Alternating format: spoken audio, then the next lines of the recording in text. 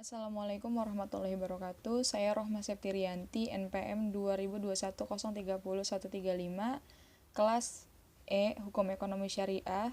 Di sini saya akan menjelaskan materi UAS, ujian akhir semester, tentang pelajaran akhlak dan tasawuf yang diampu oleh dosen Bapak Muslim MHI. Yang pertama adalah ilmu yang berhubungan dengan tasawuf. Apa saja ilmu yang berhubungan dengan tasawuf itu ada 3, yaitu ilmu fikih, ilmu kalam, dan ilmu filsafat. Yang pertama adalah ilmu fikih. Keterkaitan ilmu fikih dan ilmu tasawuf adalah tentang bagaimana pelajaran tasawuf dan fikih itu sendiri.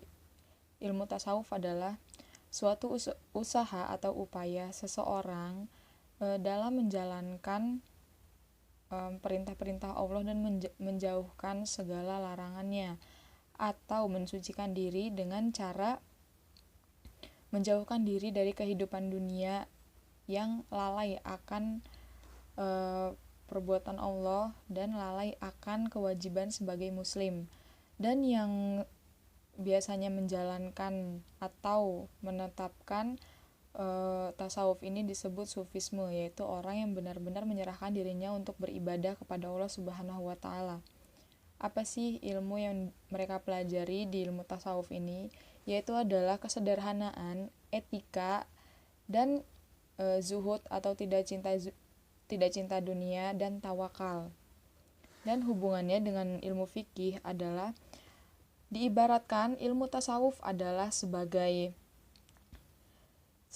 ruh dan ilmu fikih adalah sebagai jasad. Sebagaimana ibaratnya adalah jasad tanpa ruh tidak bisa bergerak, dan sebaliknya, ruh juga butuh jasad. Itulah hubungan ilmu fikih dan ilmu tasawuf, saling berhubungan. Dan contoh ilustrasinya adalah fikih tidak membahas sholat, ikhlas atau riya, sedangkan tasawuf membahasnya. Dan di dalamnya ada fikih hanya membahas syarat dan rukun sholat saja, tidak peduli sholatnya dilakukan ikhlas atau riya. Di sini letak kekurangan fikih dan yang semestinya harus dilengkapi dengan ilmu tasawuf. Makanya, kenapa ilmu tasawuf dan fikih saling berhubungan? Karena saling melengkapi dalam hal beribadah kepada Allah. Yang kedua adalah hubungannya ilmu tasawuf dan ilmu kalam. Ilmu tasawuf dalam ilmu kalam hubungannya adalah sebagai penyempurna wawasan dari ilmu kalam tersebut, dan wawasan spiritual dalam pemahaman ilmu kalam itu sendiri. Penghayatan yang melalui hati atau yang sering dikenal dengan zauq dan widan terhadap ilmu tauhid, atau ilmu ini menjadikan lebih nyata dalam perilaku. Dengan demikian, tasawuf itu adalah ilmu penyempurna bagi ilmu kalam dalam wawasan atau sebagainya.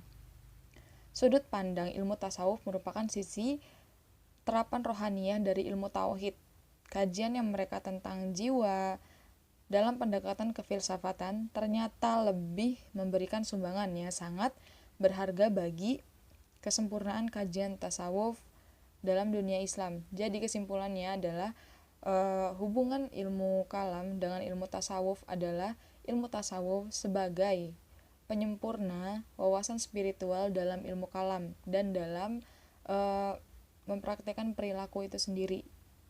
Jadi itu adalah hubungan ilmu tasawuf dan ilmu kalam. Yang selanjutnya adalah hubungan ilmu tasawuf dengan ilmu filsafat. Ilmu tasawuf dan ilmu filsafat berhubungan terletak pada soal pencarian hakikat. Tasawuf adalah pencarian jalan ruhani, kebersatuan dengan kebenaran mutlak, dan pengetahuan mistik. Dan objek pengkajian ilmu tasawuf adalah segala sesuatu, yaitu upaya-upaya atau usaha-usaha yang berkaitan dengan ketuhanan. Sedangkan ilmu filsafat adalah masalah ketuhanan di samping alam, manusia, dan benda hidup lainnya. Jadi hubungannya adalah pada soal pencarian hakikat.